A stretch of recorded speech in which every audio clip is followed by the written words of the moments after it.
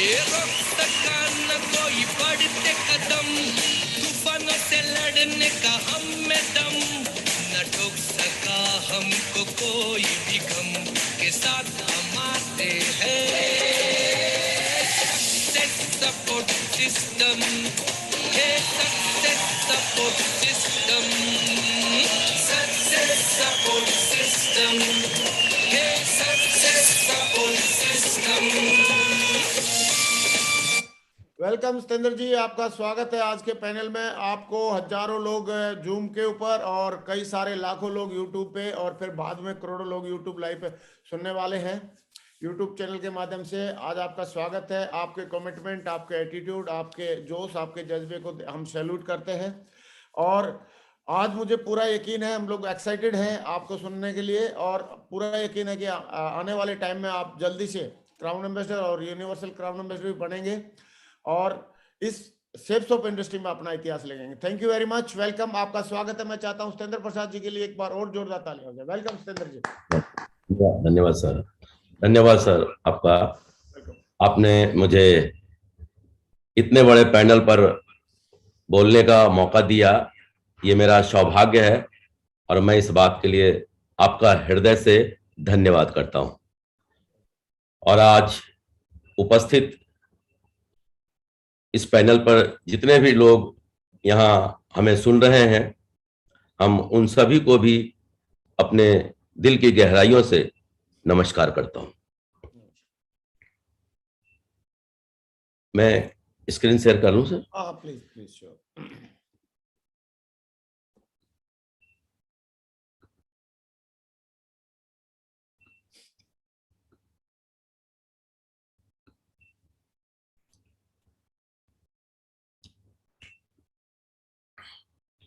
Slide show हो गई है सतेंद्र जी, बहुत बढ़िया, वंडरफुल, एक्सीलेंट। वेलकम आप सभी लोगों का इस पैनल पर।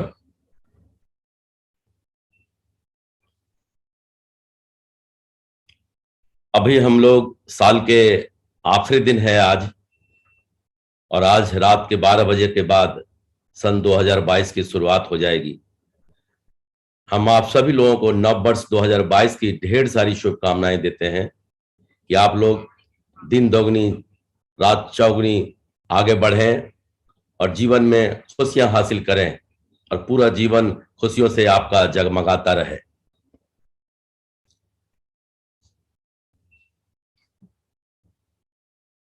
अगर मैं बात करूं अपनी, मेरा नाम सत्येंद्र प्रसाद है और मैं मूल रूप से पटना डिस्ट्रिक्ट के पास एक मोकामा शहर है, और मोकामा शहर के पास औंटा ग्राम का मैं रहने वाला हूं। पढ़ाई लिखाई करने के बाद बहुत कोशिश किया था कि मेरी नौकरी लग जाए, लेकिन नौकरी तो लगी नहीं।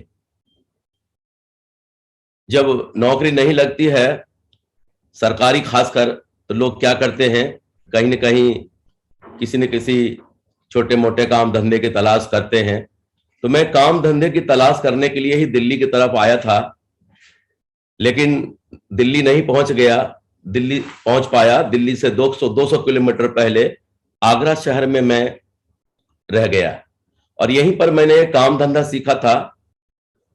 ये जो बड़े बड़े बिल्डिंगों में जो लोहे के पाइप फिटिंग बनते लगते हैं, उसका मैं डाई बनाया करता था। पाइप फिटिंग, मैनुअल कवर्स, जो आज के डेट में प्लास्टिक का आ गया है, प्लास्टिक का आने की वजह से वो लोहे का ट्रेंड खत्म हो गया, जिसको आप ढलमा लोहा कहते हैं, उसका पाइप फिटिंग का डाई बनाकर बनाने का काम करता था, और डाई बनाकर सप्लाई भी किया करता था।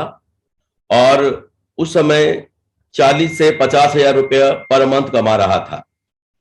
नौकरी नहीं लगने का दर्द खत्म हो गया था और जीवन बहुत ही बढ़िया जी रहा था अपने हिसाब से।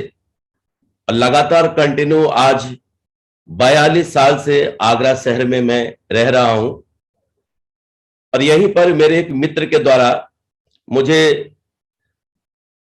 हिंदुस्तान की नंबर 1 सेफ्सॉप जैसी महान कंपनी को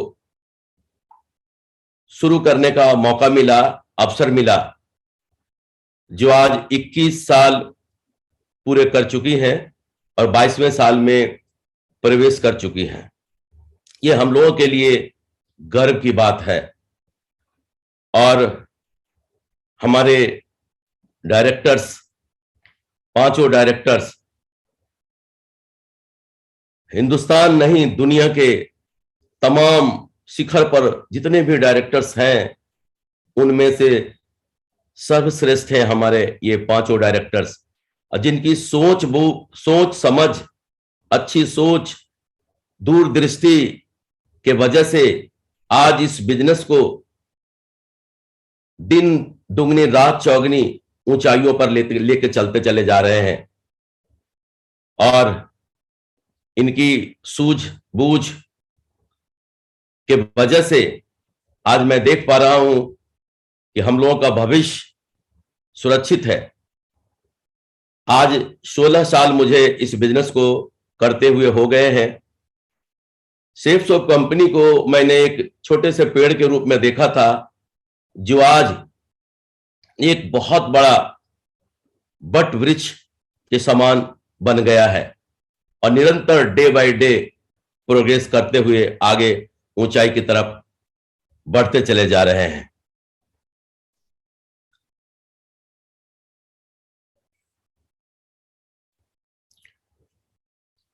और बात करूं सक्सेस सपोर्ट सिस्टम का, बहुत बहुत धन्यवाद।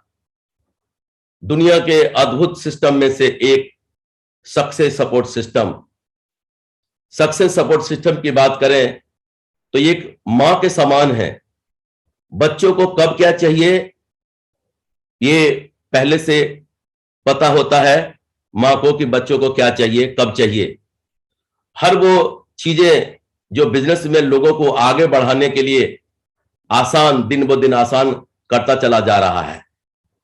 और यकीनन जो लोग सक्सेस सपोर्ट सिस्टम में अपने आप को डाल देते हैं, निश्चित है सफलता उनकी निश्चित है कि वो आगे प्रोग्रेस करेंगे। दोस्तों, शुरुआती दिनों में जब मैंने काम किया तो ये देखें, हमारे ये सक्सेस सपोर्ट सिस्टम के ये 4 मेंटर जिन्होंने इसकी शुरुआत किया था और निरंतर इनको बढ़ाने का प्रयास किया और आज डे बाय डे इनको बढ़ाते चले जा रहे हैं। लेकिन आज माननीय श्रीमान संजय जैन साहब और माननीय श्रीमान नरसिंह ग्रेवाल साहब ने इस सिस्टम को दिन ब दिन बुलंदियों पे पहुंचाते जा रहे हैं। और आज पूरी दुनिया ये सोचने पर मजबूर है कि दो हमारे ये जो मेंटर हैं, ये दिमाग कहां कहां से लाते हैं और सिस्टम में कैसे ये डालते हैं और किस तरह से लोगों को आसान करते चले जा रहे हैं। हैरान परेशान है इनके सूझबूझ को देखते हुए। और यकीनन हम ये समझते हैं कि हमारे आज इन मेंटरों के वजह से ही हम जो है आगे बढ़ते जा रहे हैं, सक्सेस लेते जा रहे हैं, क्योंकि ये हमारी राहों को आसान करते चले जा रहे हैं। अभी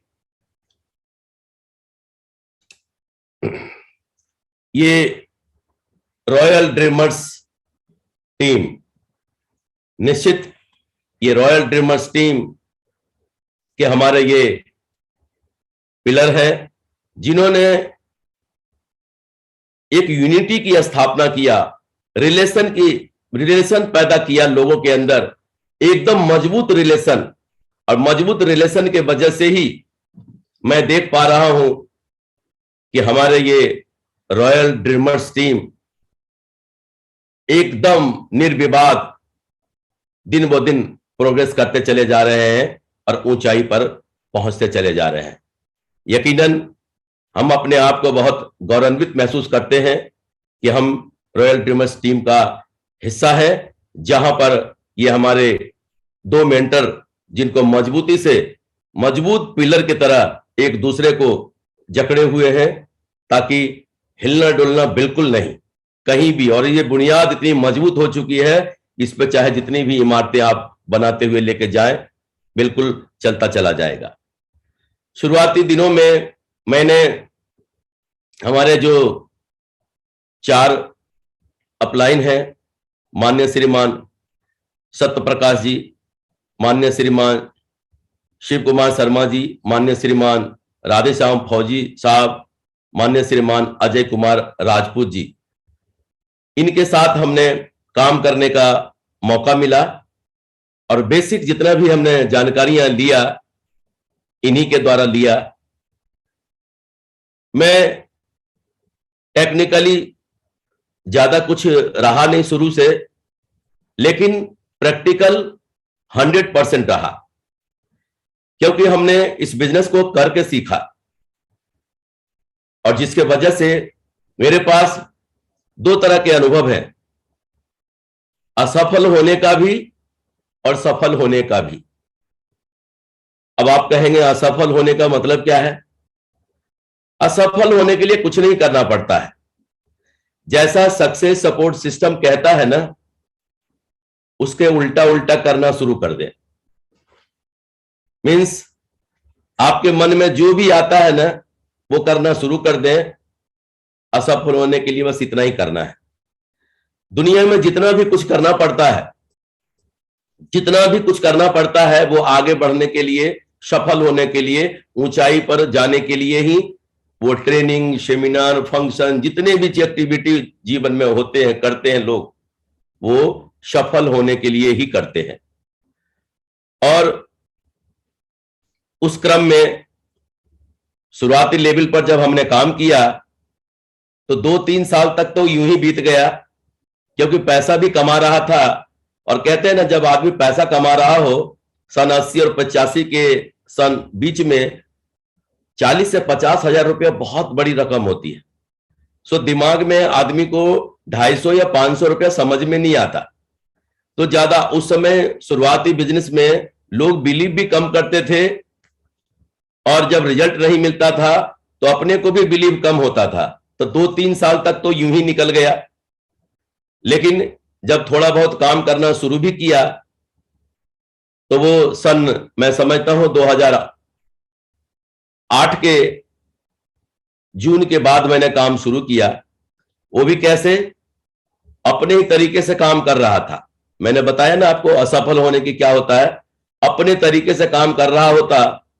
परिणाम, जब आप अपने तरीके से काम कर रहे होते हैं ना, तो आपका नुकसान होना शुरू होता है। क्योंकि जब आप अपने तरीके से काम करेंगे, तो घर का पैसा जो है ना, बाहर जाएगा, और सिस्टम के तरीके से काम करेंगे तो बाहर का पैसा घर आएगा। सो ही मेरे साथ भी हुआ कि जब अपने तरीके से काम कर रहा था, तो घर का पैसा निश्चित बाहर चला गया। और कहते हैं ना, कितना भी लोग दिमागदार हो, उनका दिमाग तभी तक काम करता है जब तक उनके पास पैसा होता है, और जब पैसा खत्म हो जाता है ना, तो दिमाग भी काम करना बंद कर देता है। और वही वो समय था जब हमें माननीय श्रीमान माधव सिंह जी के द्वारा हमारे आदर्श, आइडियल, ग्रेट मेंटर माननीय श्रीमान नरसिंह गिरेवाल जी के साथ मिलने का मौका मिला। पता नहीं सर में मुझे क्या दिखाई दिया, क्या ये व्यक्ति, इस व्यक्ति के अंदर क्वालिटी तो बहुत है, काम तो करना चाहता है, लेकिन अपना दिमाग पूरी तरह से लगा रहा है। और शायद सर को ये समझ में आ रहा था कि ये व्यक्ति जो है ना, मेरी बात मानता नहीं है। और हमें माननीय श्रीमान नरसिंह गिरेवाल साहब के साथ मुलाकात करवा दिया। 3-4 घंटे की मुलाकात हुई। आज भी मुझे वो दिन याद है। सर ने मुझे ठोक ठोक के बोला था, उस दिन पूछा था कि सत्येंद्र प्रसाद डायमंड बनना चाहता है? मैंने बोला जी सर। डायमंड बनना चाहता है? बोला जी सर। डायमंड बनना चाहता है? बोला जी सर। बोला क्या कर सकता है? मैंने बोला कुछ भी कर सकता हूं। उन्होंने वादा किया था कि दुनिया इधर की उधर हो जाए सत्येंद्र प्रसाद, तेरे को मैं डायमंड बना के छोड़ूंगा। उसी समय मैं खड़े होकर इस बात की कसम खाया था कि सर, बेटे का मरा मुंह देखा, जो आपकी जबान कट जाए कभी बोल के देखना। और उसके बाद क्या था, मैंने सिर्फ एक ही बात सीखा, जी सर, यस सर, जी सर, यस सर। सर ने मुझे कोई सवाल किया तो मैंने जवाब दे दिया, वरना जी सर, यस सर, दो ही बातें मैंने किया। परिणाम, उसी समय मुझे एमपी का एक शहर है श्योपुर, जहां मुझे जाने का सर ने बताया, और मैंने बोला ना कि कुछ था ही नहीं, तो अब करता क्या। लेकिन आज मैं सर का जीवन भर ऋणी रहूंगा। उन्होंने मुझे मेरे पॉकेट में कुछ डालकर भेजा कि जाओ काम करना, और जब तक कहूं नहीं ना, वापस नहीं आना। और उस शहर में काम करना शुरू कर दिया। परिणाम, 2-2, 3-3 त्योहार गुजर गए, मैं आया नहीं वहां से। जब सर को पता चला कि 2-2, 3-3 त्योहार गुजर गया, घर नहीं गया, तो बहुत डांट भी लगाया। बोला, हमने ऐसा थोड़ी ना बोला था कि त्योहार पे घर नहीं जाना। बोला, सर आपने तो बोला था कि जब तक मैं कहूं नहीं, मैं आना नहीं, तो मैं तो यहां पे था।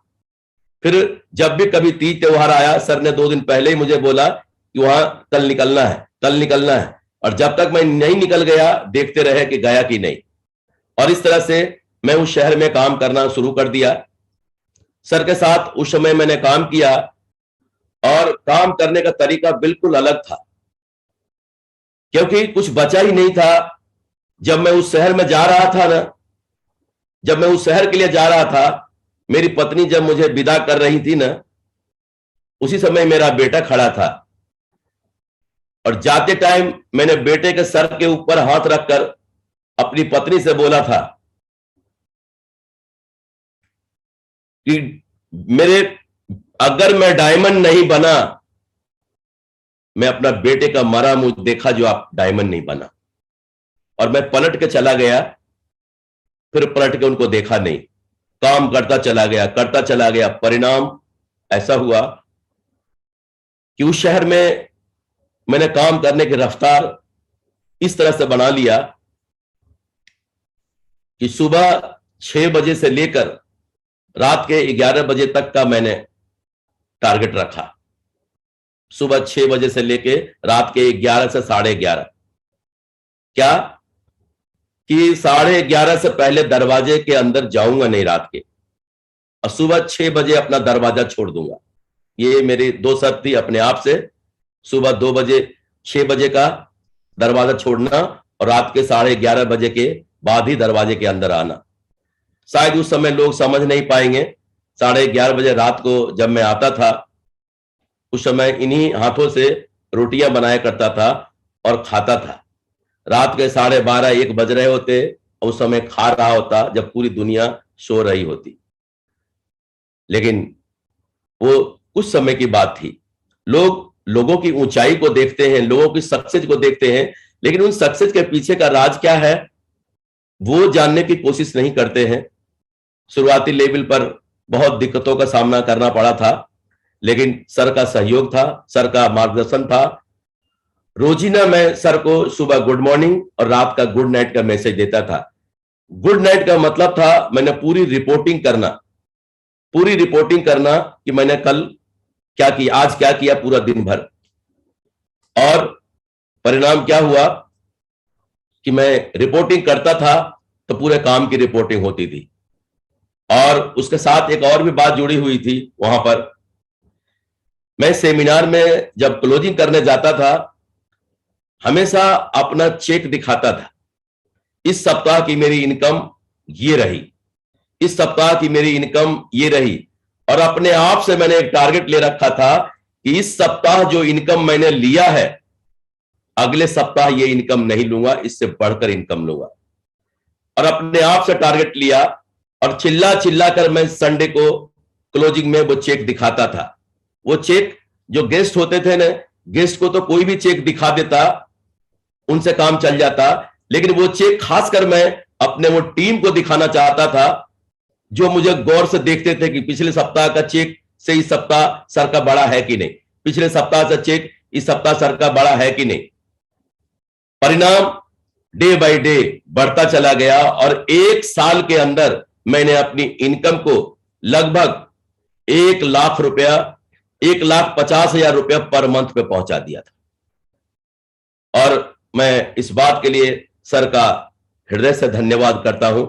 सर ने मुझे डे बाय डे आगे बढ़ाते चले गए और उसके बाद जो वादा सर ने किया था वो वादा अपना पूरा किया।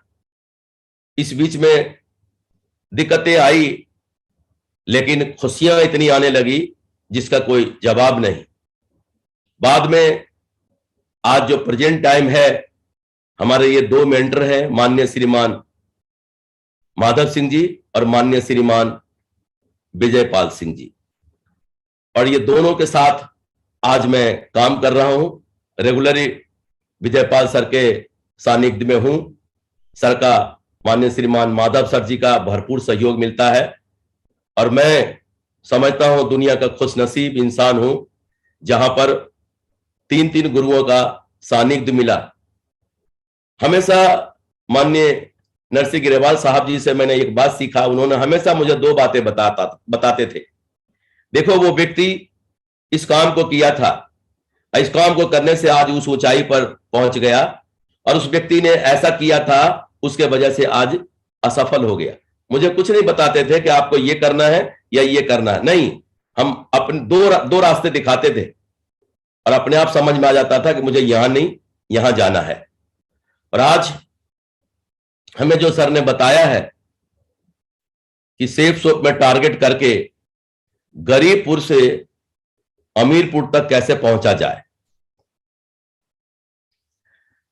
अभी कंपनी का टारगेट चल रहा है, अब की बार ऑप्शन 4, गोवा का टारगेट, थाईलैंड का टारगेट, दुबई आबू धाबी का टारगेट, इंग्लैंड का टारगेट। निश्चित है कि खानदान में इतिहास लिखने का समय आ गया है। जो ये चाहते हैं कि मैं इस टारगेट को कर अपने खानदान में इतिहास लिखूं, यकीन माने ये जो टारगेट लोगों को एनर्जेटिक करते हैं, एनर्जी भर देता है उनके अंदर। मैंने ये महसूस किया है। देखें, हम कंपनी का टारगेट कैसे जीत सकते हैं, हम इस पे बात करते हैं। हम हमें घर बढ़िया बनाना हो तो आर्किटेक्चर, इंटीरियर डिजाइनर का सहयोग लेना पड़ता है। बढ़िया घर बनाना हो, बाहर से भी सुंदर दिखाई दे और अंदर से भी सुंदर दिखाई दे। दूसरा तरीका है कि राजमिस्त्री साहब को ही सब कुछ मान लें, उन्हीं को बता दें कि मिस्त्री साहब इतने बाई इतने का कमरा बनाना है, इतने बाई इतने का खिड़की देना है, इतने बाई इतने का बरामदा देना है, इतने बाई इतने का आंगन देना है, उन्हीं को सब कुछ मान लो। राजमिस्त्री साहब को ही आर्किटेक्चर और इंटीरियर डिजाइनर मान लो सब कुछ। एक ये तरीका है। तीसरा तरीका है खुद ही को सब कुछ मान लो। आप खुद ही को सब कुछ मान लो और अपने ही तरीके से मकान बनाना शुरू कर दो। आपको अंदाजा लग जाएगा कि कौन सा मकान इनमें से ज्यादा सुंदर बनेंगे। निश्चित है जो इनके स्पेशलिस्ट हैं, जो जिनका काम ही यही है, वही बेहतर मकान बना सकते हैं। चाहे वो जगह छोटी ही क्यों ना हो, लेकिन उसी छोटी जगह को बहुत सुंदर बना सकते हैं। चाहे दूसरा तरीका हो या तीसरा तरीका हो, जमीन चाहे कितनी भी ज्यादा हो, लेकिन मकान सुंदर नहीं बन सकते।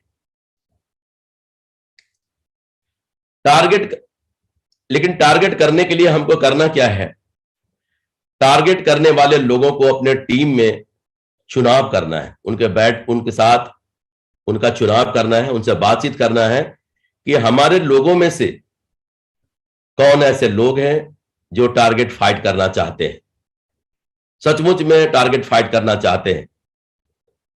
उनका चुनाव करना है, उनका डायरी पे लिस्ट लिखना है, उनका नाम लिखना है और उनके साथ प्लानिंग करना है, क्योंकि बगैर प्लानिंग के कुछ भी नहीं हो सकता। कहते हैं ना, अगर छोटी सी भी सेना हो, अगर उनके पास मजबूत रणनीति हो ना, तो अपने से दुगना सेना पे फतह हासिल किया जा सकता है। अगर मजबूत रणनीति हो तभी ऐसा हो सकता है। उनके साथ बैठकर प्लानिंग करना है, प्लानिंग करना है, क्योंकि अगर उनको इंग्लैंड जाना है तो इंग्लैंड तो ऐसे चले नहीं जाएंगे, उसके लिए हमको पासपोर्ट बनवाना पड़ेगा। आज भी मुझे याद है, जब मैं लोगों के बीच, उस समय ऐसा होता नहीं था, मैंने कंपनी लैपटॉप का टारगेट, टैबलेट का टारगेट, मोबाइल का टारगेट देती थी। बाद में जब कंपनी ने थाईलैंड का टारगेट देने लगा तो हम लोग तो पागल हो गए और ये ठान लिया था कि चाहे कुछ भी करना पड़े, हमको थाईलैंड जाना है, थाईलैंड जाना है। और उसके लिए अभी तो पासपोर्ट बनाना, बिल्कुल बनवाना आसान हो गया, ऑनलाइन सब कुछ मौजूद है, लेकिन उस समय ऐसा नहीं था। उस समय किसी एजेंट के द्वारा पासपोर्ट बनवाना पड़ता था। तो एजेंट के द्वारा जब हमने पासपोर्ट के लिए अप्लाई किया तो उन्होंने मुझे रसीद दिया, रसीद, और मैं रसीद दिखा दिखा के लोगों को बोलता था कि फला तारीख को मैं थाईलैंड जा रहा हूं, देखो मैंने पासपोर्ट के लिए अप्लाई किया है। फला तारीख को मैं थाईलैंड जा रहा हूं, देखो मैंने पासपोर्ट के लिए अप्लाई किया है। और जिस दिन मेरा पासपोर्ट बन के आया ना, खुशी का ठिकाना नहीं था। मेरे खानदान में किसी का पासपोर्ट नहीं बना था। आज पासपोर्ट बनना बहुत आसान हो गया है, लेकिन पहले ऐसा नहीं था। पहले पासपोर्ट रईस आदमी ही पासपोर्ट बनवाते थे, रईस आदमी ही पासपोर्ट बनवाते थे जो दुनिया में घूमने जाते थे। और दूसरा कौन बनवाते थे? मजदूर आदमी, जो दूसरे देश में, सऊदी अरब या और भी कहे कहीं भी दूसरे देश में मजदूरी करने जाते थे, वो पासपोर्ट बनवाते थे। लेकिन हमने घूमने वाला पासपोर्ट बनवाया था। जिस दिन पासपोर्ट आया ना, अलट पलट के 100 बार देखा था कि पासपोर्ट ऐसा होता है, क्योंकि उस समय पिक्चरों में देखा था कि पासपोर्ट कैसा होता है, और भी दूर से ही देखा था।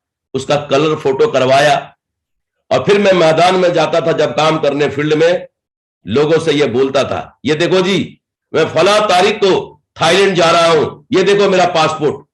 तो वो भी पासपोर्ट पकड़ के देखते थे कि भाई साहब दिखाना पासपोर्ट कैसा होता है। क्यों? उन्होंने भी कभी पासपोर्ट नहीं देखा था। और मैं लोगों को पासपोर्ट दिखा दिखा के प्लान फॉलो सब चल रहा होता है। अब उनके साथ हमको प्लानिंग किया, अपने लोगों के साथ बैठ के प्लानिंग किया। उनके साथ क्या किया उनका, अब यहां पे क्या करना है, हमने तो इंग्लैंड, उसके लिए थाईलैंड के लिए टारगेट की बात किया, और लेकिन आप तो खुशनसीब हो, आप देखें यहां पर दुबई जा सकते हैं, इंग्लैंड जा सकते हैं, और अभी इंग्लैंड जाने का सुनहरा मौका है। दुनिया तरसती है इंग्लैंड जाने के लिए, ख्वाब होता है, कुछ ही % लोग वहां जा पाते हैं, लेकिन हमें कंपनी ने एक गोल्डन अपॉर्चुनिटी दिया है इंग्लैंड जाने का, खानदान में इतिहास लिखने का। अब हमें इसकी चर्चा करना है, पासपोर्ट के लिए अप्लाई करना है और चर्चा करना है इसकी, सबसे बोलना है मैं इंग्लैंड जा रहा हूं, फला तारीख को मैं इंग्लैंड जा रहा हूं, फला तारीख को इंग्लैंड जा रहा हूं। अगर आप चुपचाप रह गए ना तो इंग्लैंड नहीं जा पाएंगे। लेकिन अगर चिल्ला चिल्ला के अपने मित्रों को, दोस्तों को, रिश्तेदारों को, मोहल्ले पड़ोस वालों को, सबको बोलते रहे मैं इंग्लैंड जा रहा हूं, फला तारीख को इंग्लैंड जा रहा हूं, अगर बोलना शुरू करेंगे और प्लानिंग बना लिया, क्या अपने टीम के जितने भी लोग हैं जो टारगेट फाइट करने के लिए तैयार हैं आपके साथ, उनके साथ मिलकर उनका लिस्ट मेकिंग करना है, उनका लिस्ट बनवाना है। लिस्ट बनवाना है तो लिस्ट पे ख्याल रखना है कि लिस्ट हमको, आज जो हमारा बिजनेस का जो काम करने का तरीका है ना, हमें मिडिल क्लास से ऊपर का लिस्ट बनाना है, मिडिल क्लास से ऊपर का लिस्ट बनाना है, जहां पे ये देखना है, क्योंकि हमारा प्रोडक्ट जो है ना, हमारी ज्वाइनिंग अगर 200 बीबी से कहीं भी करते हैं तो आपने देखा होगा 11-12 हजार से कम का है नहीं। 11-12 हजार की जो ज्वाइनिंग है 200 बीबी की, वो कौन दे सकता है? 12 हजार कमाने वाला, 15 हजार कमाने वाला दे सकता है क्या? उनके पास तो अगर आप प्लान दिखाने जाएंगे, भागवत गीता भी अगर आपने दिखा दिया ना, भागवत गीता दिखा दिया, उनको खूब अच्छा लगेगा भागवत गीता, बोले वाह क्या बात है, क्या ये क्या वो है, ऐसा भी है क्या, ऐसा भी क्या, बोलती भी है क्या। और जब आप पैसा बताएंगे ना कि 11,000 कुछ रुपया है इसका, तब उनका दिमाग ही उड़ जाएगा। किताब और 11,000 का, उनका दिमाग एक्सेप्ट नहीं करेगा। कोई किताब भी 11,000 का हो सकता है, लेकिन पढ़े लिखे वेल क्वालिफाइड लोग ये समझते हैं कि ये किताब 16-17 हजार रुपए की है, 20,000 रुपए की भी है। लेकिन क्योंकि इनमें टेक्नोलॉजी कैसी डाली गई है, हम तो सौभाग्यशाली हैं कि हमको इतने कम प्राइस में मिल रहे हैं, वो इस बात से खुशी होंगे, लेकिन नीचे के लोग नहीं होंगे। वो तो जाके कहीं मंदिर में हाथ जोड़ लेंगे, भागवत गीता की जरूरत ही क्या है, वही काफी है। तो हमें लिस्ट बनाने टाइम पे जो है ना, इस बात का ध्यान रखना पड़ेगा। अगर आप उससे नीचे का लिस्ट बनाएंगे ना, तो ध्यान रहे पत्थर से सर टकराने जैसा होगा। और पत्थर से अगर आप सर टकराएंगे तो क्या होगा? नुकसान आप ही का होगा। कहते हैं ना, जिस तीली में तेल ही नहीं हो उसको आप चक्की में डाल दो और नीचे कनस्तर लगा दो, अब देखते रहो, अब निकलेगा, अब निकलेगा, अब निकलेगा, अब निकलेगा, अब निकलेगा। कभी निकलेगा क्या? अरे जिस तिली में तेल ही नहीं है तो फिर कनस्तर में तेल कहां से निकलेगा? लेकिन जिस तिली में तेल है उसको डाल के देखो, कनस्तर बदलते जाओ तेल निकलते जाएंगे, कनस्तर बदलते जाओ तेल निकलते जाएंगे। तो हम मेहनत कहां कर रहे हैं, इस बात को देखना है। मेहनत कहां पे कर रहे हैं? कहते हैं ना, मेरी बातों को अन्यथा नहीं लेना है, लेकिन अगर कोई सरदारों के इलाके में जाके कटिंग की दुकान खोले, जहां की सारे लोग सरदार जी रहते हैं, अब बताओ उनके बाल बच्चे भूखे मरेंगे कि नहीं? क्योंकि वो उनके धर्म में वो बाल नहीं कटवाएंगे, सेविंग नहीं करवाएंगे, तो वो क्या होगा, उनके बाल बच्चे भूखे मरेंगे। लेकिन जहां पे लोग ये सब कुछ करवाते हैं, वहां जाके आप करें, देखो आपका बिजनेस चलता है या नहीं चलता है। अकेले सुनसान इलाके में बैठ के फूल बेचेंगे, कौन खरीदने वाला होगा? लेकिन मंदिर के पास जहां आस्था है लोगों का, वहां जाकर फूल बेच के देखें, ग्राहक आएंगे वहां भर भर के। तो हमें पोटेंशियल कहां पे है और कहां पे हमारा प्रोडक्ट सेल हो सकता है, हमको इस बात पे फोकस करना है। और ये वहां पर क्या है ना, आसान है आपका टारगेट करना, वहां पे आसान है आपका प्रोडक्ट सेल आउट करना, लोगों को देना। तो हमें ऐसे लिस्ट बनाते टाइम इन बात का ध्यान रखना बहुत जरूरी है कि हमको उनको उनमें किन किन को शामिल करना है। जब जो लिस्ट जब हमने बनवाया है उनका, तो उनको हमको इनवाइट करना तो सिखाना पड़ेगा। इनवाइट करना तो हमको सिखाना पड़ेगा, क्योंकि इनवाइट करने का काम वही करेंगे। और जब उन्होंने इनवाइट कर दिया है तो हमें उनके साथ मिलकर 1-to-1 में प्लान करना है या ग्रुप में प्लान करना है। प्लानिंग के साथ उनके साथ मिलकर, और मैंने बोला अगर कोई फुल टाइम काम कर रहे हैं तो लगातार इनके साथ मिलकर 1-to-1, जो पार्ट टाइम काम कर रहे हैं, जिनके पास समय कम है, अगर वो 1 घंटे का टाइम है तो कमिटमेंट के साथ कि हम 2 प्लान करेंगे, लेकिन कंटिन्यू करेंगे। अगर 2 घंटे का टाइम है, 3 प्लान करेंगे, 3 घंटे का टाइम मिलता है। जैसा टाइम है आपके पास, उसके हिसाब से आप प्लानिंग करें।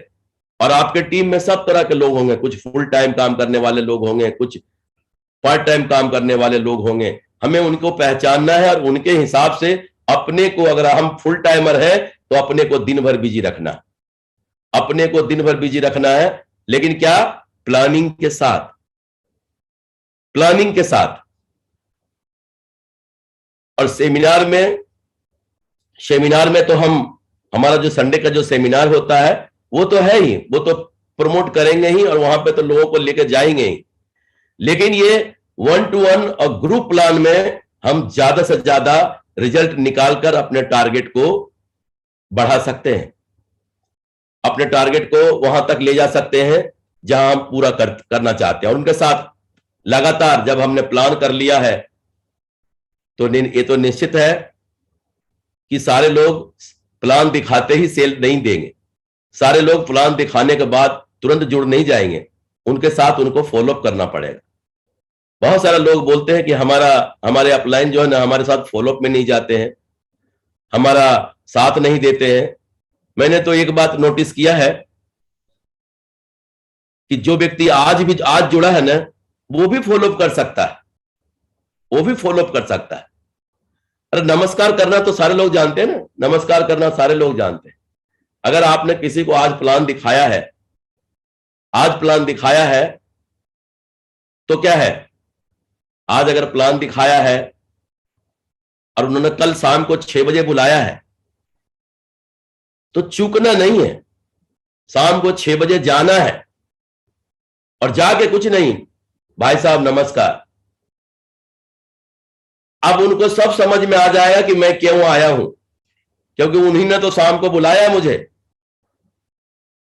अब बोलने का काम किनका है, आपका है या उनका है? उनका है।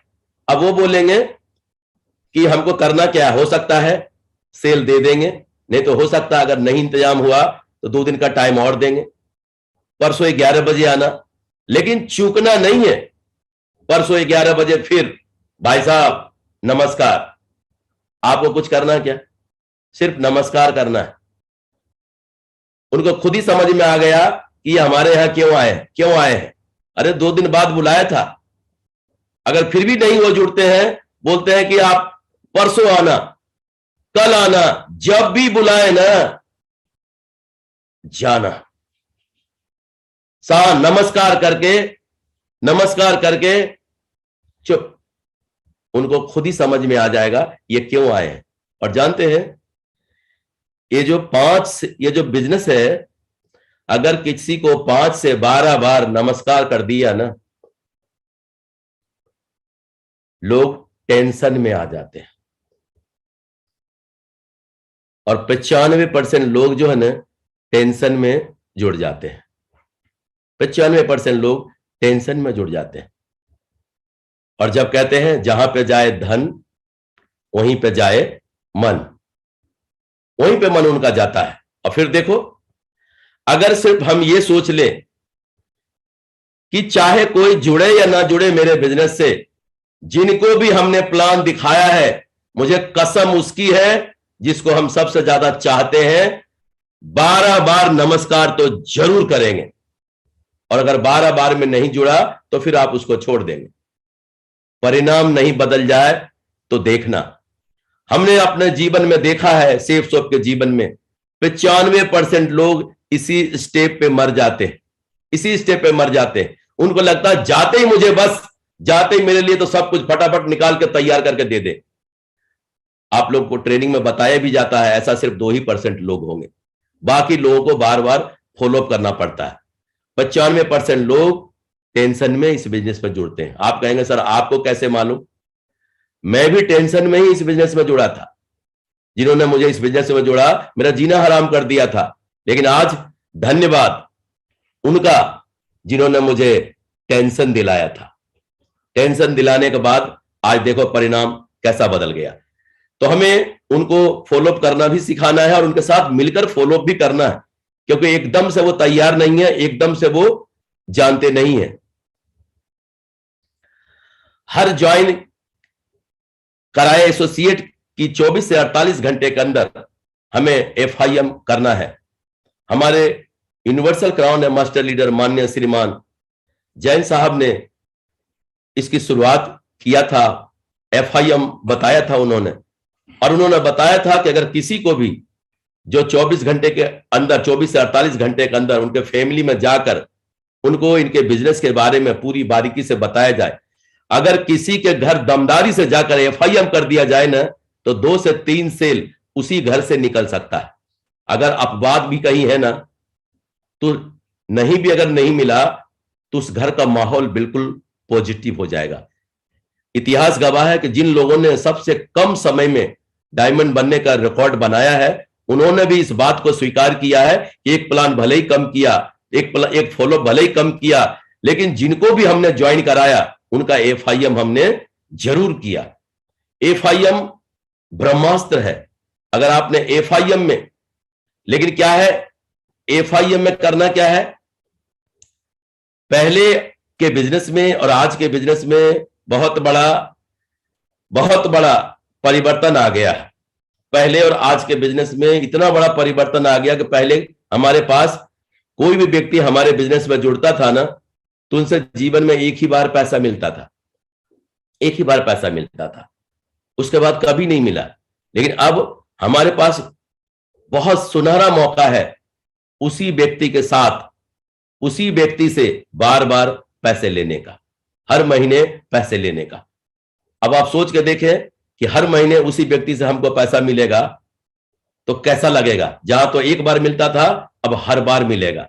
उसके लिए क्या करना पड़ेगा, हम जब भी उनके घर एफआईएम करने जाए ना, अपना प्रोडक्ट जो रीपर्चेज का जो प्रोडक्ट है, जो कंपनी ने हमारे एक से एक बेहतरीन वर्ल्ड क्लास प्रोडक्ट है, क्योंकि प्रोडक्ट एक ऐसी चीज है ना कि आप प्रोडक्ट को, घटिया प्रोडक्ट को जीवन में सिर्फ एक ही बार बेच सकते हैं और एक बार कोई भी बेच सकता है।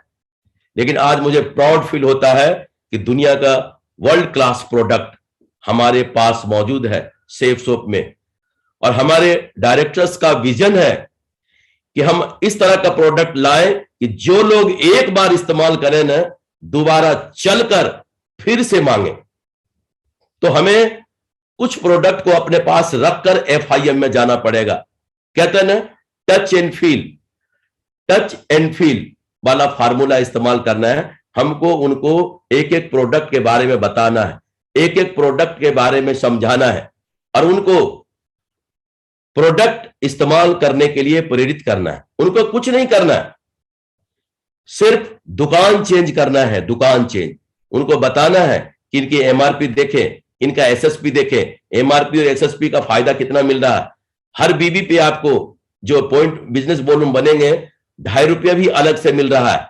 यहां से खाने के क्या फायदे हैं और बाहर से खाने के क्या नुकसान है, ये दोनों का फर्क बताएंगे।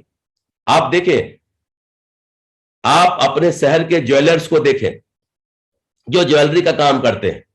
देखो, दादाजी उसी दुकान पे बैठते हैं, उनके बेटे भी उसी दुकान पे बैठ रहे हैं, आज उनके बेटे उसी दुकान पे बैठ रहे हैं। एक ज्वेलर्स के पास मुश्किल से कितना ग्राहक होते हैं? मैंने बहुत सारे ज्वेलर्स से पूछा, उन्होंने बोला 150, 200, मैक्सिमम 250। एक शहर में 150, 200, 250 ग्राहक होते हैं, क्योंकि ढेर सारे ज्वेलरी के दुकान होते हैं, सबके ग्राहक बने होते हैं और उसी शहर के होते हैं। और देखो, उन्हीं 150, 200 ग्राहक से उनके दादाजी ने भी कमाया, बेटे ने भी कमाया, उनके बेटे भी आज कमा रहे हैं कि नहीं? तो उस ज्वेलर्स ने क्या किया, उनके साथ एक रिश्ता बनाया, मजबूत वाला रिश्ता। और वो कैसा? अगर आप उस ज्वेलर्स के पास जाकर बोल के देखें कि ये गहने तो बहुत ही अच्छे लग रहे हैं, लेकिन क्या है कि अभी थोड़ा सा दिक्कत है, देखना आप ज्वेलर्स को, अरे क्या बात है भाई साहब, आपने ऐसी क्या बात कर दिया, ये दुकान आपकी है, हमने कभी आपसे पैसा मांगा क्या? आपको जो पसंद है उठा के ले जाए। ये देखो, ये विश्वास उन्होंने कमाया है, ये रिश्ते बनाए हैं उन ग्राहकों के साथ, जिसका परिणाम है मेरे दादाजी भी उसी दुकान से सामान लेने जाते थे, गहने जेवर, मैं भी उसी दुकान से लेने जा रहा हूं और मेरे बच्चे भी उसी दुकान से जाएंगे। सेम ऐसे ही परचून की जो दुकान है ना, उस पे भी ऐसे ही होता। हर गली के नुक्कड़ पे एक दुकान होते हैं जो 50 घरों को देखते हैं। दादाजी भी उनके उसी से पले, उनके फादर भी उसी से पले, आज बेटे भी उसी से पल रहे हैं। ऐसे कपड़े के दुकानदार होते हैं कि उनके दादाजी भी उसी दुकान पे बैठे हैं, उनके बेटे भी उसी दुकान पे बैठे हैं, उनके भी बेटे उसी दुकान पे बैठे हैं। हमारे भी दादाजी उन्हीं दुकान से काम कर रहे थे, कपड़े ला रहे थे। हम भी उसी दुकान से कपड़े ला रहे थे, हमारे बच्चे भी उसी दुकान से कपड़े लाएंगे। उन्होंने क्या किया, सिर्फ 200-250 ग्राहक बनाए, आने वाली पीढ़ियां उसी से खा रही हैं, उसी से कमा भी रहे हैं, उसी से पैसे वाले बन रहे हैं। लेकिन उनके पास तो सिर्फ एक ही शहर है जिस शहर में वो काम कर सकते हैं, जिस शहर में ग्राहक बना सकते हैं। लेकिन हम में और उनमें जमीन आसमान का फर्क है। हमारे लिए पूरा हिंदुस्तान है। हम पूरे हिंदुस्तान में अगर 500 से 1000 ग्राहक बना दिया ना, 500 से 1000 ग्राहक बना दिया, आने वाली पीढ़ियां सुरक्षित हो जाएगी, आने वाली पीढ़ियां सुरक्षित हो जाएगी। क्यों? वही लोग खाने और खिलाने पर सिर्फ लगा देना लोगों को। पहले तो खुद खाना है, अच्छा लगे तो दूसरों को बताना है। खाने और खिलाने का पहले सिर्फ खाने और खिलाने का प्रोसेस आपने शुरू कर दिया तो विश्वास करें, चाहे कोई तीज त्योहार हो, कहते हैं ना आमतौर पे तीज त्योहार पे हमारा बिजनेस घट जाता है, तीज त्योहार पे उल्टा आपके बिजनेस बढ़ जाएंगे। कहते हैं अभी कोरोना काल जैसे त्रासदी आई, लोग इधर उधर बिखर गए, सैलरी बंद, नौकरी खत्म, पता नहीं ढेर सारी प्रॉब्लम आई। लेकिन एक बात बताओ, कोरोना जैसी महामारी भी आ जाए ना तो भी खाना कोई बंद नहीं किया क्या? और जब खाना बंद नहीं किया ना तो उस कंडीशन में भी आपके घर लगातार पैसा आता रहेगा। क्यों? वो खाना शुरू करते। अगर सिर्फ आपने 500 से 1000 लोगों को भी इस पैटर्न पे डाल दिया ना तो आने वाली पीढ़ियां सुरक्षित हो जाएगी। क्यों? कभी भी आपका बिजनेस डाउन नहीं जाएगा। अभी क्या हो रहा, हमारे सेल जाते हैं तो पैसा मिलता है, सेल नहीं जाते पैसा नहीं मिलता। लेकिन अगर खाने खिलाने पर लगा दिया ना तो किसी सप्ताह सेल नहीं भी जाए ना तो भी पैसा जरूर मिलेगा। तो हमको FIM में जाकर इन बातों को उनको जरूर बताना है, बढ़िया से प्रोडक्ट के ऊपर उनको पूरा फोकस करना है और उनको टेस्ट कराना भी है। एक छोटे आज ये कल वो, जब भी मिले कोई ना कोई प्रोडक्ट के बारे में उनका डेमो देके, उनका टेस्टिमनी दिला के, उनको बता के प्रोडक्ट के लिए प्रेरित करना है। फुल टाइम काम करने वाले एसोसिएट को 16 से 18 घंटे काम करना चाहिए। अब बहुत सारे लोग बोलते हैं कि सर मैं फुल टाइम काम करता हूं, बहुत सारे लोग बोलते हैं कि मैं फुल टाइम काम करता हूं। अब फुल टाइम काम करने वाले को देखता हूं, मालूम पड़ा चेक नहीं आ रहे हैं। तो क्या होता है, उनको फुल टाइम लगता है कि मैं फुल टाइम काम कर रहा हूं, लेकिन अगर प्लानिंग के साथ अगर काम नहीं करेंगे तो 16 घंटे काम करें, 18 घंटे काम करें, कुछ भी नहीं होने वाला है। प्लानिंग के साथ 16 घंटे आप कहां हैं, 16 घंटे आप कहां पे हैं? आमतौर पे हमको 16 घंटे जब प्लानिंग करना है ना तो उसके लिए क्या करना पड़ेगा, हमें एक एक घंटे का ध्यान रखना है, आधे घंटे का ध्यान रखना है। 16 घंटे का मतलब है क्योंकि आप एक्स्ट्रा कुछ चाह रहे हैं, हम इंग्लैंड जाना चाह रहे हैं, खानदान में इतिहास लिखना चाह रहे हैं, तो एक्स्ट्रा एनर्जी तो लगाने पड़ेंगे। अब आप कहेंगे सर मैं 16 से 18 घंटे काम करूंगा तो फिर सोऊंगा कहां? अभी तो जी भर के सो रहे हैं तो मिल क्या रहा है? लेकिन कुछ दिन ऐसा करना है। हमने भी शुरुआत में पहले हमें जब तक चाय नहीं मिल जाए जगता नहीं था, लेकिन जब से मैंने इस बिजनेस में उस शहर शिवपुर शहर में MP का जो शहर है वहां गया, सुबह 4 बजने की नई आदत डेवलप कर लिया। सुबह 4 बजने की, सुबह 4 बजे जगने की नई आदत डेवलप कर लिया। सुबह 4 बजे, 4 बजने में 5 मिनट बाकी हमारी नींद खुल जाती थी। कभी 4 घंटे 5 घंटे 4 घंटे 5 घंटे ही सोया। आप ये देख लो, 4 घंटे सोने वाला व्यक्ति आज भी आपके सामने जिंदा है और स्वस्थ है। ये समझ लो, मरते नहीं है। और ये जीवन भर नहीं, आप जी भर के डायमंड बन जाओ और अपने नीचे ढेर सारे डायमंड पैदा करो, फिर जो आप रिलैक्स होकर सो ना। लेकिन अभी क्या करना है, जम के दमदारी के साथ काम करना है। और जैसा बोला, जिनके पास जिस तरह का टाइम है, जिनके पास 1 घंटे का है 1 घंटे, अक्सर देखने को मिला है जो पार्ट टाइम में काम करने वाले लोग हैं ना, पार्ट टाइम में जो काम करने वाले लोग हैं वो ज्यादा काम करते हैं। क्यों? उनके पास अगर 2 घंटे है ना तो 3 प्लान करने के सोचते हैं, क्योंकि वो समय बर्बाद नहीं करते हैं, उस समय का भरपूर उपयोग करते हैं। किन्हीं के पास 1 घंटे है तो वो 1 घंटे में ही 2 प्लान करने की कोशिश करते हैं। और रेगुलर अगर ऐसा करना शुरू कर दें, रेगुलर कंटिन्यू, परिणाम बिल्कुल बदल के रह जाएंगे। अगले 2 से 3 दिन की प्लानिंग होना जरूरी है। कैसा वाला?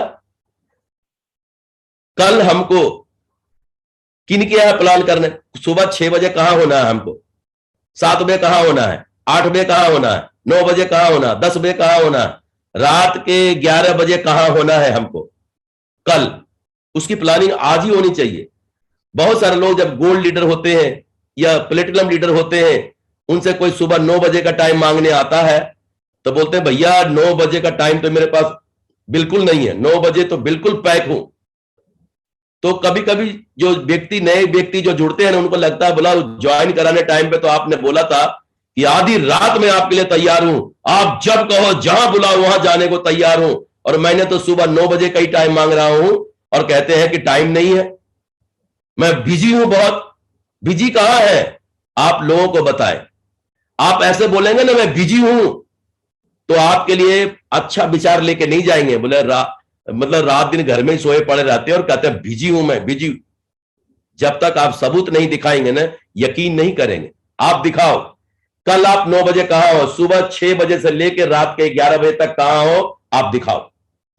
परसों सुबह 6 बजे से लेकर रात के 11 बजे तक कहां हो, दिखाओ।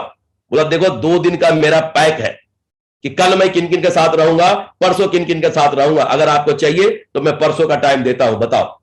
या अगर 9 बजे चाहिए तो इनसे आप मांग के देखो, ये टाइम बदल लें कि वो परसों वाला ले लें और आपको आज वाला दे दें, तो आप इनसे बात कर लो। जब आप प्रूफ के साथ दिखाएंगे ना कि मैं बिजी हूं, तब वो समझ जाएंगे कि वाकई में सर देखो कितना मेहनत करते हैं, आपके लिए अच्छा सोच के जाएंगे, आपके लिए उनके मन में अच्छा विचार पैदा हो। तो कम से कम 2 से 3 दिन का प्लानिंग आपके पास होना चाहिए। कल हम प्लान में किन के पास जाएंगे, फॉलोअप में किन के पास जाएंगे, FIM में किन के पास जाएंगे, ऐसे करके।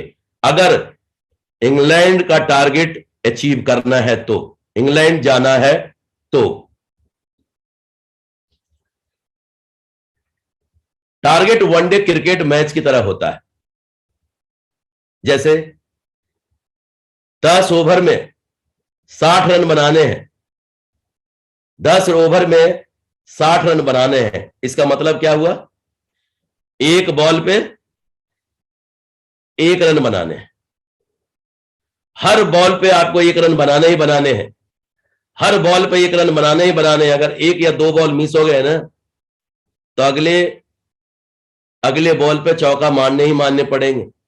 अगर 3 बॉल मिस हो गया ना, तो हर हाल में चौथे बॉल पे चौका मारने ही पड़ेंगे। 4 बॉल मिस हो गया ना, तो हर हाल में अगले बॉल पे छक्का मारने पड़ेंगे। 5 बॉल मिस हो गया तो हर हाल में छठे बॉल पे छक्का तो मारने ही पड़ेंगे, नहीं तो आप मैच नहीं जीत सकते। यहां भी टारगेट जीतना वनडे मैच की तरह है। आपके पास दिन इतने हैं और बीबी इतने करने हैं, उनको कैलकुलेशन कर ले। प्रति दिन मुझे कितना बीबी करना है, अपने और अपने टीम के द्वारा कितना बीबी करना है, हमको ये कैलकुलेशन करके सेट कर लेना है। क्योंकि ऐसा है ना, जब आप टारगेट कर रहे हो ना, तो अगर पहला टारगेट आप अगर मेन लीडर है ना, आप अपना टारगेट पहले अगर 1 से 1.5 महीने में निकाल लेते हैं, 1 से 1.5 महीने में निकाल लेते हैं, तभी आप दूसरे लीडर का टारगेट करा पाएंगे, तभी आप दूसरे लीडर का टारगेट करा पाएंगे। मुझे आज भी एक कहानी याद है, सच्ची घटना। मैं बिहार का एक समस्तीपुर सिटी से मैं बिहार शरीफ जा रहा था। वहां से मुझे एक ड्राइवर की जरूरत थी और एक व्यक्ति ने किसी तरह जुगाड़ करके मेरा ड्राइवर बन गया। मुझे नहीं मालूम था, बाद में मालूम पड़ा वो मेरा एसोसिएट है। क्योंकि वो व्यक्ति क्या था, वो LIC का एजेंट था और वो सोचा था कि ये आदमी बहुत पैसा वाला है, अगर इस आदमी से 3-4 घंटे बात हो गई ना हमारी, तो समझ लो 3-4 पॉलिसी तो निकाल ही लेंगे इस आदमी से। लेकिन 3-4 घंटे का सफर था मेरा, 3-4 घंटे में हम चुपचाप तो नहीं रहते, उस आदमी से बात किया, बातों बात में पता चला कि वो मेरा एसोसिएट है। और उसने बोला कि सर थाईलैंड का टारगेट चल रहा था। बोला सर मैंने एक आदमी के पास थाईलैंड के लिए टारगेट लेकर गया था और बताया कि देखो कंपनी का टारगेट आया थाईलैंड का। तो उसने मुझे चैलेंज कर दिया कि अगर आपने इस थाईलैंड को फाइट कर लिया ना तो मैं आधा मूंछ मुड़वा के आपके शहर में मैं घूमूंगा जहां घुमाना। तो बोला तो आपने क्या बोला? बोला सर हमने तो कुछ नहीं बोला। बोले क्यों? बोले सर क्या लगता है आपको? सर उसने पूछा मेरे से, सर आपको क्या लगता है मेरा टारगेट पूरा हो जाएगा क्या? मैं कहे बिल्कुल हो जाएगा। बोले सर आपकी बहुत मेहरबानी होगी सर, मेरे को बता दे मेरा कैसा होगा। मैंने सिर्फ एक ही बात उससे पूछा कि मैं आपको जैसा कहूंगा वैसा कर लोगे? बोला सर बिल्कुल कर लेंगे। मैंने बोला कैलकुलेशन करके बताया कि टारगेट खत्म होने के 20 दिन बाद वो थाईलैंड ले जाएंगे। मैंने तारीख बताया। मैंने बोला जाओ उसको सिर्फ ये कह दो कि फला तारीख को मैं थाईलैंड जा रहा हूं और अगर मैं नहीं गया तो असल बाप की औलाद नहीं। उसने सेम जाकर ऐसा बोल दिया। और जब उसको पता चला कि असल बाप की औलाद नहीं क्या होता है, विश्वास करें 1 महीने के अंदर उस शख्स ने अपना टारगेट पूरा कर लिया। और अपलाइन ने उनको एक टारगेट दिया था कि अगर 1 महीने में कोई भी इस टारगेट को अचीव कर लेता तो उनको स्पेशल एक लैपटॉप में गिफ्ट में दूंगा। और उस बंदे ने लैपटॉप जीत लिया। और मजे की बात जानते हैं, सक्सेस सपोर्ट सिस्टम की तरफ से हमारा विनर ट्रिप हुआ करता था। विनर ट्रिप हुआ करता था। उस बंदे ने सिर्फ अपना ही टारगेट फाइट नहीं किया बल्कि 6 लोगों का और भी अपने साथ टारगेट फाइट कराया और हिंदुस्तान का नंबर 1 फ्रेशर लीडर बनने का गौरव हासिल किया, सिर्फ एक कमिटमेंट के वजह से। तो जब हम अगर कसम खा लेते हैं ना तो अपने वचनों में बंध जाते हैं, फिर हम हिलते नहीं है। परिणाम देखो बदल गया। तो ये जो टारगेट जो है ना बिल्कुल उसी तरीके से है। कमिटमेंट ऐसा भी नहीं आप ये कमिटमेंट करें। लोग बोलते हैं सर आज आपका प्लान कितना हुआ? अपलाइन पूछते हैं, बोले सर आज 3 प्लान हुआ। कल पूछते हैं आज आपका क्या रहा? सर आज तो 2 ही हुआ है। आज क्या हुआ सर? आज तो कुछ हुआ ही नहीं। क्या है इसका मतलब? हमारे पास कोई प्लानिंग ही नहीं है। और कहते क्या है, सुबह से लेके निकलता हूं घर से सर, सुबह 6 बजे घर से निकलता हूं और रात के 12 बजे घर में घुसता हूं। सर बताओ सर मेरे मेहनत पे कोई शक हो तो बताओ। ऐसे से बोलते, मेरे मेहनत पे कोई शक हो तो बताओ सर। सुबह 6 बजे घर से निकलता हूं, रात के 12 बजे आता हूं। और सप्ताह में क्या है, रोज क्या होता है? 1 प्लान होता है या 2 प्लान होता है? बताओ जी। अरे मेहनत पे ही तो शक है, मेहनत पे तो शक है। तो हमें यह देखना है और ये कितना जो आपने प्लानिंग किया है उनकी मॉनिटरिंग भी करना है। डेली रिपोर्टिंग अपने एक्टिव अपलाइन को देना है। मैं रात को सर को गुड नाइट बोलता था पूरी रिपोर्टिंग के साथ गुड नाइट बोलता था। मैंने तो आपको पहले ही बोला कि मैं टेक्निकली थोड़ा कमजोर रहा हूं क्योंकि कंप्यूटर जिस दिन इन और उस दिन मैं आउट, अपना पढ़ाई उसी दिन खत्म हुआ था। 87 में मैंने अपना पढ़ाई खत्म किया। कंप्यूटर उस समय आया था, लेकिन ऑनलाइन ने बहुत कुछ सिखा दिया है और बहुत कुछ सीख भी लिया हूं। तो उस समय सर को मैं मैसेज करता था ना, 10,000 का चेक को जानते हैं मैं कैसे लिखता था? वो 3 बार एस दबाता था तो एस आता था, 3 बार बटन दबाता था तो एस आता था। 10,000 लिखता था, 1 लिखकर ओ लिख दिया। हमको पता नहीं, बाद में सर ने सिखाया कि ये ओ है, 0 अलग होता है। तो सर ने मुझे मैसेज करना सिखाया। लेकिन सक्सेस की परिभाषा सब लोग जानते हैं। अगर मैं ओ से भी 10,000 लिख के भेज रहा था ना कि दिस वीक इनकम 10,000, 1 लिखकर और कितना लिख दिया? 4 ओ, सर समझ जाते थे कि 10,000 का चेक आया है। तो सक्सेस की परिभाषा बिल्कुल अलग है। आप कैसे भी समझाएं, एक गूंगे आदमी भी आप सफल हो जाए ना इस बिजनेस में, वो भी आपको पूछेगा, पूछो उससे कैसा लग रहा है? बोला बहुत मजा आ रहा। इसी से समझ में आ जाए कितना मजा आ रहा होगा, उसके एक्साइटमेंट, उसका जोश, उसका जुनून को देखकर। तो ये अपने एक्टिव अपलाइन को लगातार कंटिन्यू रिपोर्टिंग करें।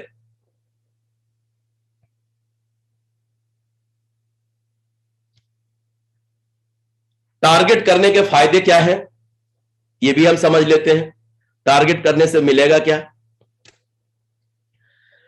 सेफ शॉप से टारगेट जीतकर आप गरीबपुर से हमीरपुर तक की यात्रा कर सकते हैं जी। खानदान में किसी ने गया नहीं होगा, और वो भी एकदम सीधा इंग्लैंड। सोच के देखें, सीधा इंग्लैंड। तो हम अपने इस यात्रा को पूरा कर सकते हैं, यह फायदा मिल सकता है। लाखों रुपया की इनकम होगी, क्योंकि अगर आपने इंग्लैंड का टारगेट फाइट कर लिया, इसका मतलब समझ रहे हैं, आपने 3-3 रैंक अचीव कर लिया, क्योंकि सीधे आप प्लेटिनम चले गए। 90 पेयर आपने 200 बीबी का कंप्लीट किया है, इसका मतलब क्या है? आप सीधे कहां पहुंच गए? प्लेटिनम पे। Bronze, silver, platinum, 3 rank achieve हो गया। 3 रैंक के पैसे मिलेंगे, और साथ में बुलसाई लिया है उसके पैसे मिलेंगे, और जो आपने इनकम कमाए हैं 90,000, ये अलग से। तो लाखों की इनकम हो सकती है अगर आपने इंग्लैंड कंप्लीट करते हैं तो। खानदान में इतिहास लिख सकते हैं जी। इंग्लैंड जाने वाला मैं समझता हूं इकलौता व्यक्ति होंगे ज्यादातर लोग, तो खानदान में इतिहास लिख सकते हैं। आज भी मुझे याद है, थाईलैंड जाने के बाद, उस समय इंटरनेशनल कॉल बहुत महंगी होती थी, बहुत महंगी।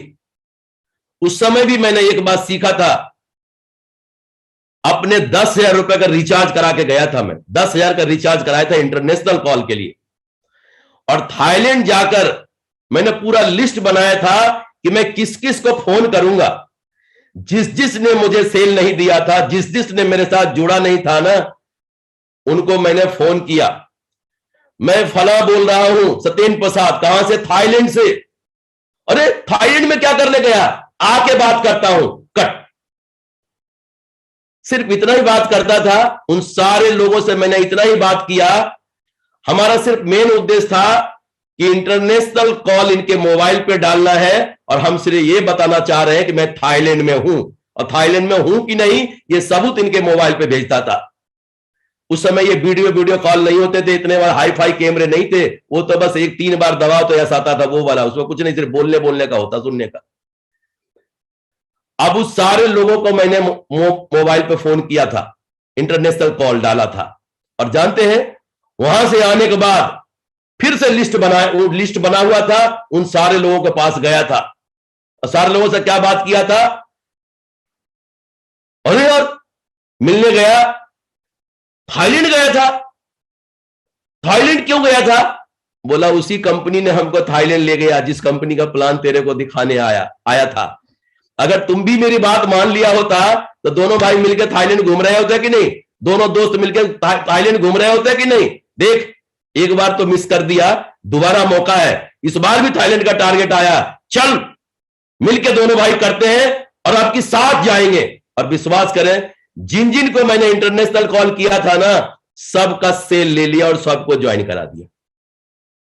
अब तो आपके पास गोल्डन अपॉर्चुनिटी है भाई। वीडियो कैमरा है, आप लाइव इंग्लैंड का सीन दिखा सकते हैं, लाइव इंग्लैंड की बातें बता सकते हैं, और देखकर वो पागल हो सकते हैं, और अगले बार टारगेट के लिए फिर से प्रेरित वो भी हो सकते हैं। अगले टारगेट के भी इंतजाम, यानी खानदान में इतिहास लिखने का। और मैंने पहली बार इंटरनेशनल फ्लाइट हाथ जोड़कर मत्था टेक कर चढ़ा था, जो थाईलैंड ही गया था इंटरनेशनल फ्लाइट से। टारगेट अचीवर के रूप में हजारों लोगों के बीच में सम्मान दिया जाएगा आपको। रैंक अचीवर के रूप में सम्मान दिया जाएगा। रिकॉग्निशन अचीवर के रूप में पूरे परिवार के साथ आपको सम्मानित किया जाएगा। क्यों? आप सीधे ब्रॉन्ज, सिल्वर, एकदम क्या बन गए होंगे? प्लेटिनम। 3 छलांग। देखो, एक ही टारगेट में 3 लेवल अचीव कर लेते हैं आप, अगर सिर्फ थाईलैंड का टारगेट कंप्लीट करते हैं तो। लगातार टारगेट अचीव करते हैं तो टीम टीम में आपका प्रभाव बनता है, और आपकी टीम आपसे प्रभावित होती है। आप एक बार बताएं, लगातार आप, मैंने क्या बोला, वहां जाकर जब फोन करते हैं, वहां जाकर वीडियो कॉल करते हैं, तो जो लोग रह गए हैं इस बार, वो अगले बार टारगेट के काम आएंगे कि नहीं? आएंगे ना? वो लगातार, अगर लगातार लगातार आप टारगेट अचीव करते रहते हैं ना, लगातार लगातार अचीवमेंट पे अचीवमेंट, अचीवमेंट पे अचीवमेंट लेते रहते हैं ना, तो जो है ना प्रोग्रेसिव लीडर के साथ जो है ना लोग रहना पसंद करते हैं। सफल लीडर के साथ जो है ना लोग रहना पसंद करते हैं, उनसे साथ उठना बैठना बात करना पसंद करते हैं, और वो भी प्रेरित होते हैं आपसे, वो भी प्रेरित होते हैं, वो लोग भी प्रेरित होते हैं कि मुझे भी इनके तरह करना है, मुझे भी इनके तरह बनना है, मुझे भी इनकी तरह करके आगे बढ़ना है। इस तरह हर टारगेट में, अगर आप सिर्फ लंदन का टारगेट जो सबसे बड़ा टारगेट आता है, लगातार लगातार उस टारगेट को आप अचीव करें। जब भी 3 महीने में टारगेट आए उस सबसे बड़े टारगेट को अचीव कर लें। हर 3 महीने में जब भी टारगेट आए सबसे बड़े टारगेट को अचीव कर लें। हर 3 महीने बाद सबसे बड़ा टारगेट आए उसको अचीव कर लें। परिणाम आप देखें, 1000 दिन में कम से कम, आसानी से बता रहे हैं, आसानी से 1000 दिन में डायमंड बनने का बनाकर डायमंड बनने का इतिहास लिख सकते हैं। 1000 दिन में डायमंड बनकर दिखा सकते हैं दुनिया को, अगर लगातार लगातार ऐसा करते हैं तो।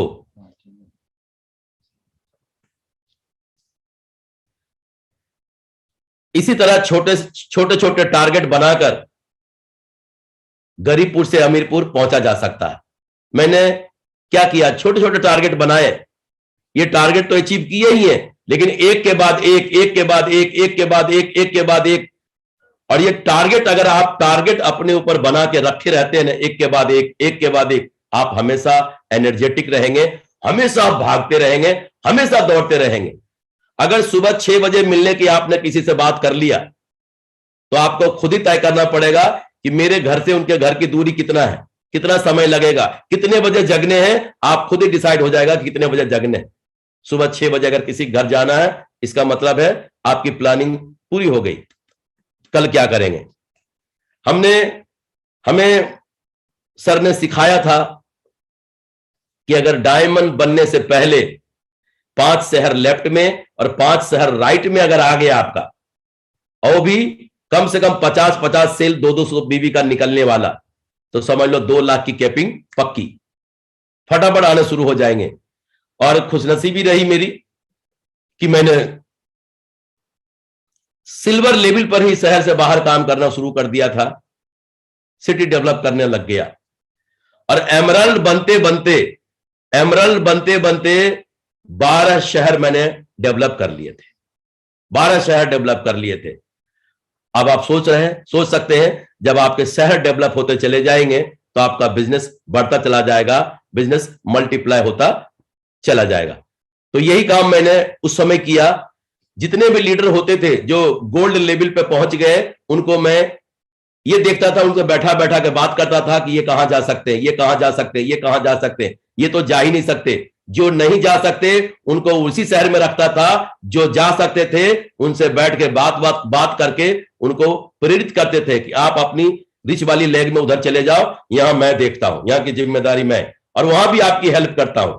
हर गोल्ड लेवल के लीडर को मैं भेजना शुरू करता था और अलग अलग शहरों में उनको भेजता था सिटी डेवलप करने के लिए, और बीच बीच में मैं भी जाता था। इस तरह से कम समय में 12 शहर डेवलप हो गए मेरे, एमरल्ड तक।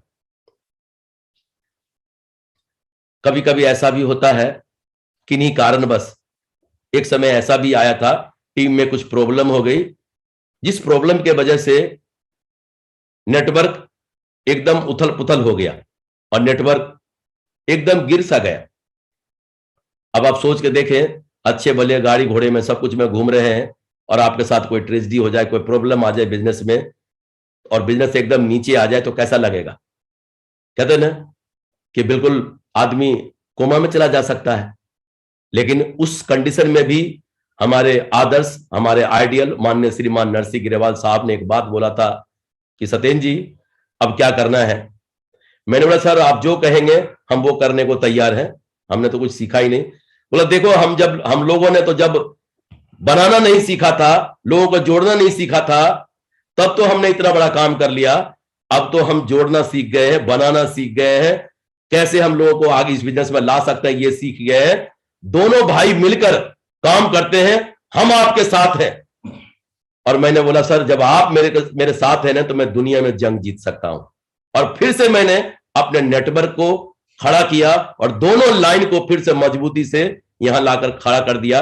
प्रेजेंट टाइम में आज करीब 7 लाख लोगों का नेटवर्क है मेरा। और आज मैं परमपिता परमेश्वर को धन्यवाद देता हूं कि माननीय श्रीमान नरसिंह ग्रेवाल सर और माननीय श्रीमान माधव सिंह जी और माननीय श्रीमान विजयपाल सिंह जी जैसे ग्रेट मेंटर दिया, जो हर पग पग पर उंगली पकड़कर मुझे कभी भी इधर उधर भटकने नहीं दिया। वो घोड़े के पट्टे के मापे बोला इधर उधर बिल्कुल नहीं, निगाहें इधर उधर नहीं, सीधा मंजिल की तरफ। परिणाम फिर से अपने आप को एस्टेब्लिश करके दिखाया हमने।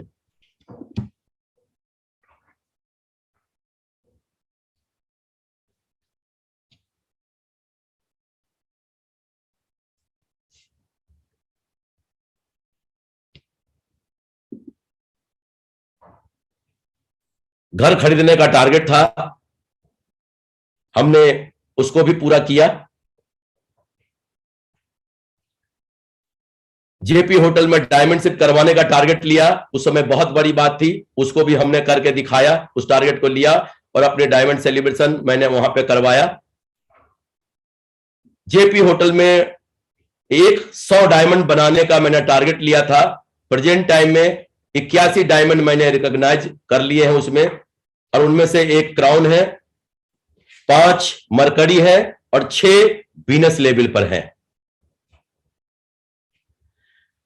25वीं एनिवर्सरी मनाने का मैंने टारगेट लिया था, क्योंकि सन 88 में मेरी शादी हुई थी। शादी क्या, मुझे निपटा दिया गया था, लेकिन धन्यवाद सेफ शॉप का, उसी पत्नी के साथ नए स्टाइल में शादी करने का एक मौका मुझे सेफ शॉप ने दिया।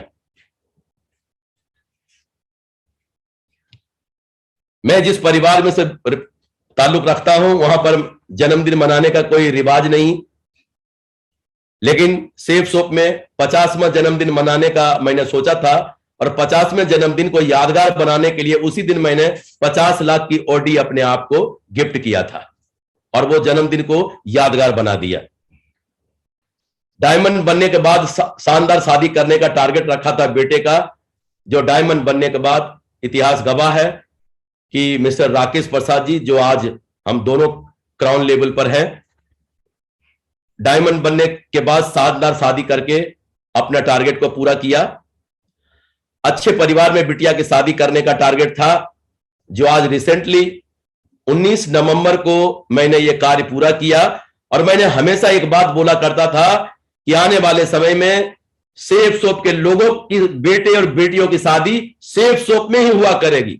हम बार बार यही बोलता था कि आने वाले समय में सेफ शॉप के लोगों के बेटे और बेटियों की शादी सेफ शॉप में ही हुआ करेगी। धन्यवाद परमपिता परमेश्वर का, अच्छे परिवार मिले हैं, और मैंने अपनी बिटिया की शादी सेफ शॉप में ही किया है। हमारे जो समधी साहब हैं आज वीनस लेवल पर है, और दामाद एमरल्ड कंप्लीट कर चुका है और बहुत जल्द रूबी बनने वाला है। धन्यवाद सेफ शॉप का। और आज आप लोगों ने मुझे सुना, थोड़ा वक्त ज्यादा ले लिया, मैं सर से माफी चाहता हूं, लेकिन सर भावनाओं में ऐसा था कि वो रुक नहीं पाया, और मैंने जो कुछ भी बोला है सर से ही सीखा। मुंह भले ही मेरे हैं, लेकिन सर ने मुझे कदम कदम पर सहयोग किया। आप सभी लोगों का एक बार फिर से धन्यवाद। अगेन सर, मैं आपका हृदय से आभारी रहूंगा, और मेरा पूरा परिवार आपका जीवन भर ऋणी रहेंगे। थैंक यू सतेंद्र जी। मैं चाहता हूं सतेंद्र जी के लिए एक बहुत जोरदार तालियां हो जाए। बहुत जोरदार।